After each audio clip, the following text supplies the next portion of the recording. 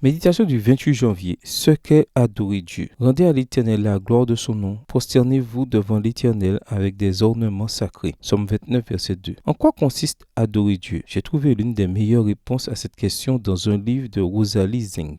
Elle dit ceci: l'adoration n'est pas simplement un acte physique, comme s'agenouiller pour prier. C'est plutôt un cœur qui aime et vénère Dieu. Un cœur qui s'humilie devant un grand et puissant Créateur. C'est un cœur qui s'est brisé au calvaire, est mort à lui-même et s'est engagé envers le Seigneur Jésus-Christ. En d'autres termes, adorer Dieu signifie que je reconnais sa souveraineté parce qu'il est mon Créateur et mon Rédempteur. Cela signifie que j'ai la certitude que ce Dieu d'amour désire toujours le meilleur pour moi et que je lui obéis de tout cœur. Y a-t-il quelque chose qui manque dans cette définition de la véritable adoration? Apparemment rien. Cependant, j'ai intentionnellement omis la dernière partie de la citation de Zink. Elle y dit que ce cœur s'est brisé au calvaire, est mort à lui-même et s'est engagé envers le Seigneur Jésus-Christ. Il ne cherche pas la réalisation de ses propres désirs, mais la gloire de son Créateur. Comment puis-je adorer Dieu d'une manière qui glorifie son nom? La même auteure nous aide à répondre lorsqu'elle souligne qu'adorer Dieu, c'est lui donner le meilleur de ce que nous avons, le meilleur de nos talents, de nos ressources, de notre temps. Cela signifie que nous adorons Dieu, non seulement lorsque nous nous agenouillons pour reconnaître sa grandeur et sa majesté, mais aussi lorsque nous utilisons pour la gloire de son nom les talents qu'il nous a lui-même donnés. Quel talent Dieu vous a-t-il donné? Celui de l'éloquence? Alors prêchez à la gloire de Dieu. Celui du chant? Alors chantez pour la gloire de Dieu. Celui de l'administration? Alors administrez pour la gloire de Dieu. Le don de diriger? Alors dirigez en prenant modèle sur la façon de diriger notre Seigneur. Donnez toujours le meilleur à Dieu et veillez à ce que votre don monte au ciel, humecté par le sang purificateur du Christ. Extrait du livre Message choisi, volume 1, chapitre 52, page 404. C'est uniquement ainsi qu'il peut être accepté devant le trône de notre Père céleste. Peut-il y avoir une meilleure façon d'adorer celui qui est digne de recevoir l'honneur, la gloire et la majesté maintenant et pour l'éternité? Père céleste, à partir d'aujourd'hui, je prends la résolution de te donner le meilleur de mes talents, de mes ressources et de mon temps. Tu mérites cela et bien plus encore. Bonne journée à vous et que le Seigneur vous bénisse.